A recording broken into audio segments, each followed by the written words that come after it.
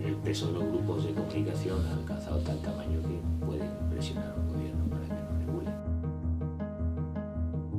Cuando uno habla del quinto poder como el poder de la sociedad civil, lo que no se entiende es que el quinto poder no esté representado en la tribuna, en las tribunas, en los espacios públicos donde se genera la opinión y donde se puede exportar el discurso. Uno de los grandes beneficios de la aparición de la tecnología digital es que nos permite una explotación y una gestión mucho más eficiente del espectro de este recurso escaso. Que la sociedad, que las colectividades, que los individuos puedan acceder justamente a apropiarse de los medios de comunicación y en especial los medios digitales. La alfabetización digital es la gran asignatura pendiente que tiene España. El gran fracaso de la democracia de este país ha sido siempre la ausencia de una política real sobre medios de comunicación y en el audiovisual.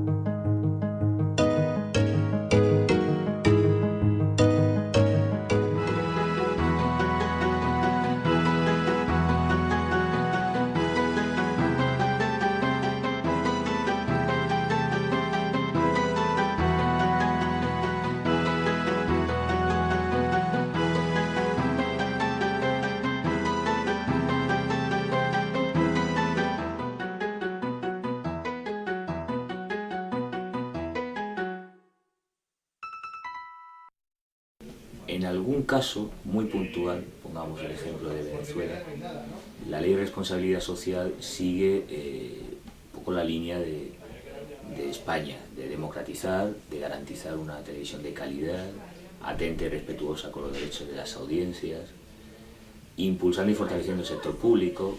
Por contra, lo que domina fundamentalmente en Latinoamérica es exactamente lo contrario, que es el modelo de México o Argentina. Argentina, por los vaivenes de inestabilidad política, el sector de medios públicos está gubernamentalizado, sin autonomía, sin recursos financieros, y en el caso de México, con una regulación, la ley Televisa, que ya el nombre indica cuál es la intención, no favorecer el sector público, sino el gran conglomerado multimedia de la familia Azcárraga, con una ley que favorecerá que el sector público cada vez sea menos importante y que las dos grandes empresas de televisión, Televisión Azteca y Televisa, dominen casi de forma absoluta el mercado audiovisual interior. En cuanto a sociedad de la información, la situación de Latinoamérica es similar a la de España respecto a Europa. Atraso significativo, poca presencia. Hay una política muy activa de inversión en infraestructura pública, en telecentros, centros comunitarios de acceso a las nuevas tecnologías. En América Latina, la mayoría de los países, con apoyos y fondos de las Naciones Unidas, de la FAO, de la UNESCO, de otros organismos internacionales y fundaciones privadas, y se están creando equipamientos públicos, a diferencia de España, en el que la acción ha sido básicamente local o regional. En Latinoamérica sí hay una fuerte tradición en este sentido, hay una tradición de políticas públicas para el desarrollo social que favorecen estos usos y estos equipamientos de los poderes públicos. Yo creo que es un buen estatuto y hay que destacar que es un estatuto aprobado por las propias organizaciones sindicales y profesionales de periodistas.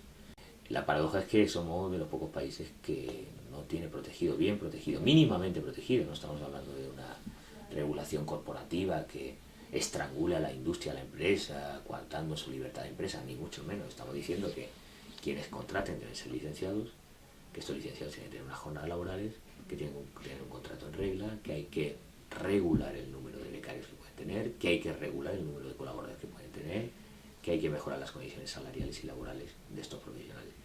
Pues esas mínimas condiciones son las que plantea, entre otras muchas, el estatuto. ¿Por qué no se va a aceptar la regulación del estatuto profesional de los periodistas que ha presentado Izquierda Unida en el Parlamento? Porque el gobierno es partidario de las condiciones de precariedad y le parecen que es un disparate, ¿no? Simplemente porque los grupos, todos los grupos mediáticos, los grupos privados de comunicación, no son partidarios, se verían perjudicados en la cuenta de resultados. En lugar de tener X millones de euros, tendrían mucho menos. Y la lógica de una empresa la masificación del bien. Solo los poderes públicos pueden obligarles a ello. Yo creo que la principal tarea de un gobierno de progreso que aspire a democratizar la comunicación tiene dos tareas irreemplazables. Primero, la concienciación ciudadana de lo que implica la comunicación desde el punto de vista de los derechos culturales, de la construcción de democracia y ciudadanía. Ese ejercicio de pedagogía política sería lo más urgente, junto con crear instituciones y formalizar políticas. Hasta la fecha es que en España no ha habido apenas políticas, ha habido una política que es la ausencia de políticas, la ausencia de una ley reguladora, la ausencia de un consejo regulador, la ausencia de planes sistemáticos, ha habido una serie de reglas, normas dispersas, sin un programa o sin una visión coherente. Es la típica de una visión liberal, el mercado ya regulará y proveerá. Frente a esto, el formalizar políticas, el tener consejos audiovisuales regionales, como sucede en Cataluña o en Andalucía, establecer también un consejo estatal, esto crea formalización, institucionalización de políticas públicas, criterios normativos, jurisprudencia, filosofías, crea cultura política y crea políticas de comunicación.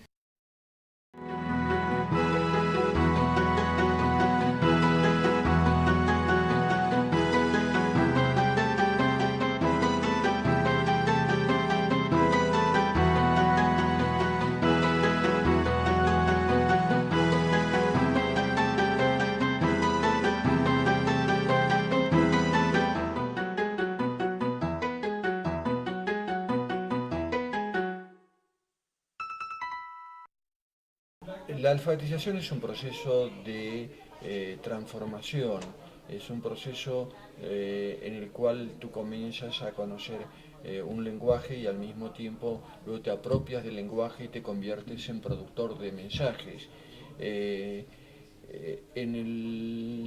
Una persona alfabetizada es una persona que comienza a comprender el mundo de otra manera. Una persona alfabetizada es muy difícil de que sea manipulada.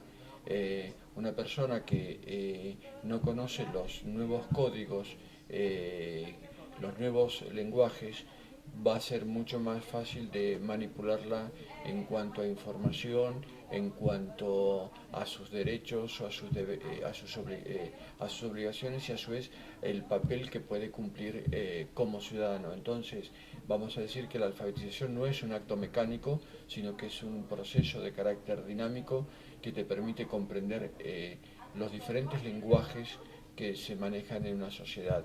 Cuando hablemos de alfabetización digital, a pesar de que Internet sea el medio rey en este momento y que pareciera que el trabajo de redes digitales a través de las redes clásicas, tanto telefónicas o de cobre como las ADSL, son las que llevarían justamente el mayor parte del peso digital, nosotros queremos decir que hay otros medios, y ha habido otros medios digitales que hay que reconocer e incorporar a la propia alfabetización digital más allá de Internet.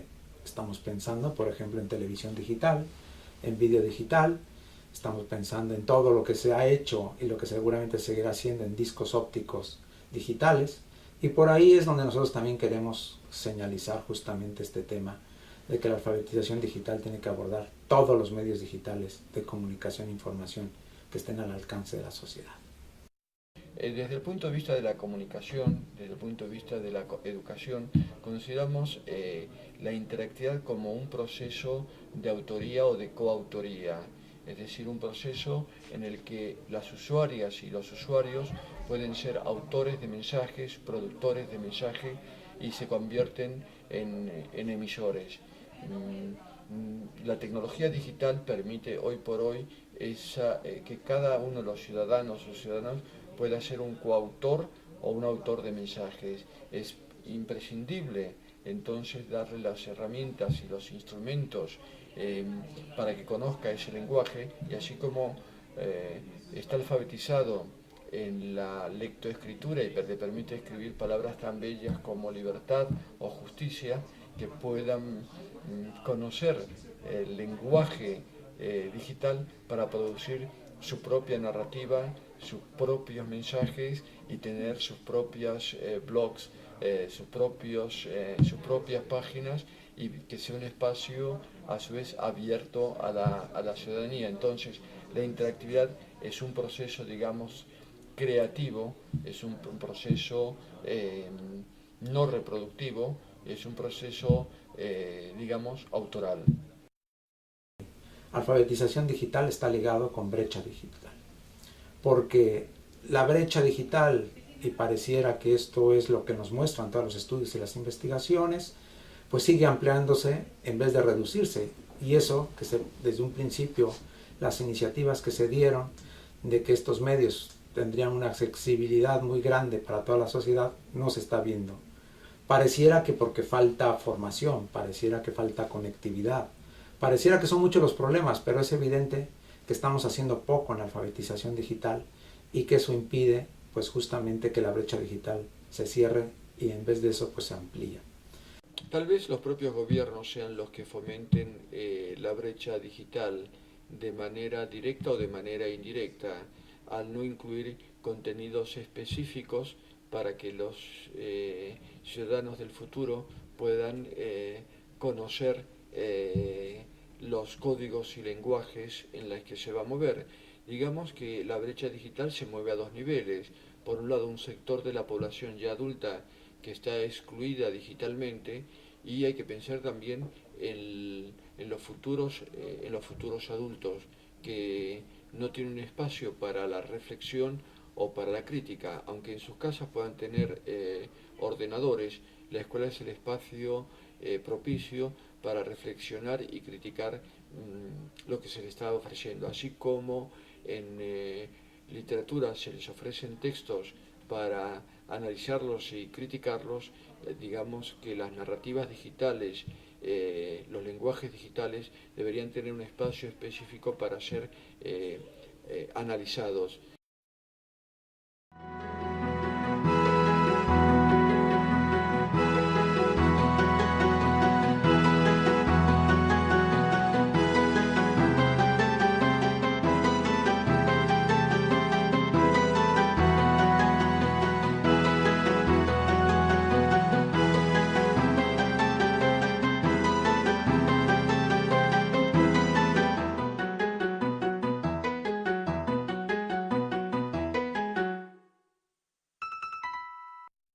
En España, tanto la radio como la televisión son servicios públicos que se gestionan de forma directa o indirecta, de forma directa por las administraciones públicas a través de empresas públicas o de forma indirecta por empresas privadas pero en régimen concesional. El espectro, el éter, el aire, que no hay que olvidar que es dominio público, que es un patrimonio de todos los españoles y que no se puede usar libremente sin ningún título para ello, ¿no?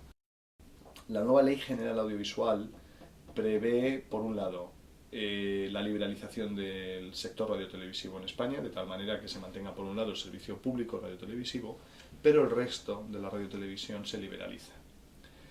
Se pasa del régimen de concesión administrativa al régimen de licencias, y en lo que afecta a las radios y televisiones culturales o de carácter comunitario, se introduce esta figura en la ley por primera vez en España. Hasta la fecha no existe. De tal manera que, una vez ordenado el espectro, hechos los planes técnicos nacionales, tanto de radio como de televisión, en aquellas franjas que pudieran quedar libres para la explotación correcta desde un punto de vista técnico de esos espacios, se podría o cabe la posibilidad para las entidades sin ánimo de lucro de adjudicar estas frecuencias a entidades, tanto de radio como de televisión, de carácter cultural o en todo caso sin ánimo de lucro, y que en cualquiera de los casos no concurran en el ámbito comercial.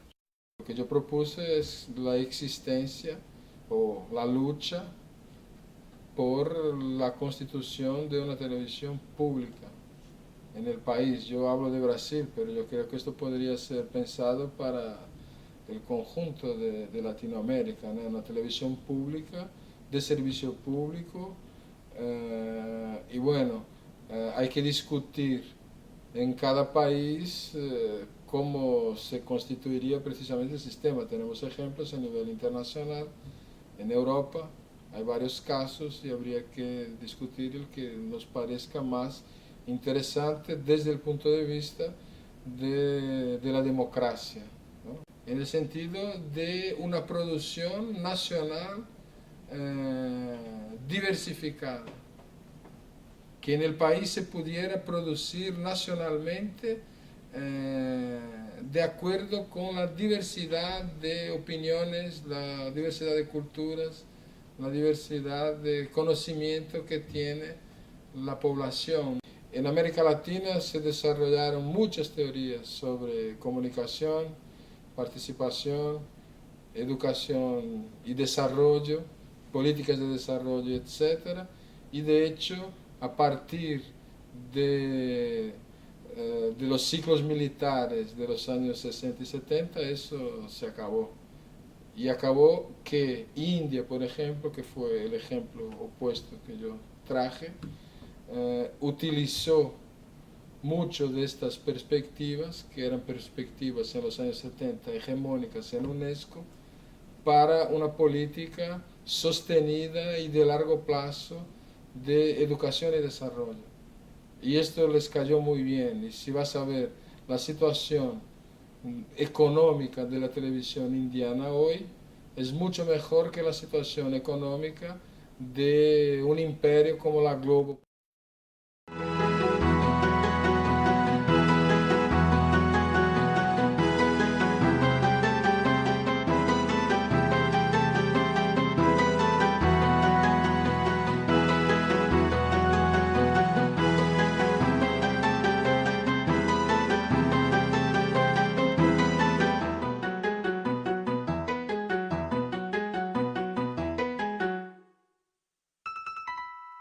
Experiencia en España, pues lo cierto es que aunque hay una trayectoria importante desde finales de los 70, ¿no? Tanto primero de radios libres y comunitarias, luego de televisiones y luego pues, de gran diversidad de propuestas y de iniciativas ciudadanas en el campo de la comunicación, lo cierto es que bueno, pues da la impresión de que se ha avanzado poco, de que se siguen sin resolver problemas pues como el problema legislativo, que no hay una verdadera voluntad política por solucionar esta cuestión y bueno, ahí sí que hay algunos indicadores, ¿no? de que hay iniciativas interesantes, pero queda muchísimo camino por recorrer y los trabas y los obstáculos siguen estando ahí, ¿no? Pero bueno, hay que seguir trabajando y hay que seguir afrontando esos retos y seguir construyendo, ¿no? Que de eso se trata, ¿no? La utopía de la radio libre, como medio de expresión ciudadana, prácticamente ese periodo desapareció y hoy estamos usando una terminología que hemos importado de América Latina cuando definimos a esta radio comunitaria, cuando no responde a lo mejor exactamente a la realidad. Son más radios de corte asociativo, radios de corte libre, más que comunitario. ¿Pero por qué? Porque viene un fenómeno de América Latina empujando en el que este tipo de radio de corte popular está funcionando, está siendo reivindicada y está consiguiendo allí donde se implanta un cierto cambio social. Y en América Latina pues nos encontramos con una sociedad civil y una ciudadanía más organizada, mucho más activa y eso se nota, ¿no? Mientras en Europa y sobre todo en España nos encontramos pues con un estado del bienestar, con una apatía muy generalizada y con un desinterés por parte de la sociedad de participar en las cosas que le afectan, ¿no? Y en la cultura de la delegación, ¿no? Y eso se nota en los medios comunitarios. La otra consideración que le diferencia de Europa es el hecho de que hay unos pueblos originarios que están